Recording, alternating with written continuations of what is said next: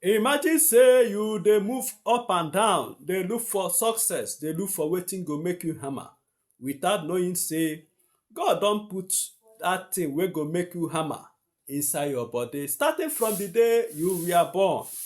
Yes. Lis ten to this. Many people dey wander around, dey look for way forward, dey look for way wetin dem go do, dem go succeed. Yes. But have you paused and ask yourself this question? Wetin be that special thing wey God don put for my body wey I go use succeed? Wetin be that special gift wey God don give me wey I dey do pass other people? Yes, because wetin you dey go look for Sokoto dey for your Sokoto. Yes. The problem be say many people dey always leave their own dreams, leave their own gift, leave their own talent, begin dey chase other people talent. No be that person wey dey run another person race. If you sabi talk cho, e mean say you dey use your mouth talk. Use am well, you go dey use am chop. If your selling point na your leg, you sabi play football, abeg develop yourself, play pass Ronaldo and Messi. Yes, you go use am chop. If your own talent na musician, you get voice, practice and develop yourself and become the best musician. If na business you sabi do, learn am well and become the best businessman. Yes, you are like a seed.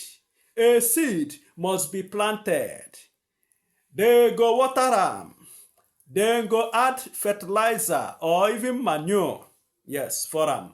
And then go pass through normal agronomic conditions wey go make am grow before e go bear fruit. Yes. You cannot compare a monkey with fish when it comes to climbing of tree. Fish no fit climb tree pass monkey. Even if say another wonder go happen, you see fish wey dey climb tree, you no fit climb tree pass monkey. It's not possible.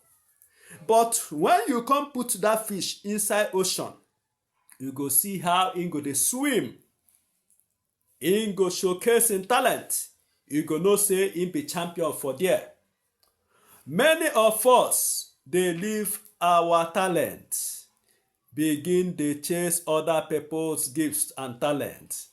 Na why we no dey succeed. Stop comparing your beginning with another person's ending. Yes. Stop looking down on your talent because e never begin dey bring money to you. Yes. Successful people, they no dey give up. Dem dey start small. The difference be say they no dey give up on their strength. Yes. Try and develop yourself. Start small, aim high. Build yourself, learn new skills. When you learn, you add value to your life. And when you add value to your life, you go see say things go begin dey normalize, dey flow. Yes. Therefore, people no go reward you because say you dey practice everything. No. People go only reward you on that line, that area where you be the best version of yourself, where you dey deliver excellent. Na there money dey. Na there you go chop. Na there be your selling point. Therefore, my brother, my sister, you, my listener, wey dey lis ten to me now, abeg, work on yourself. Work and develop the best version of yourself. No dey chase another person's destiny. Focus and chase on your destiny.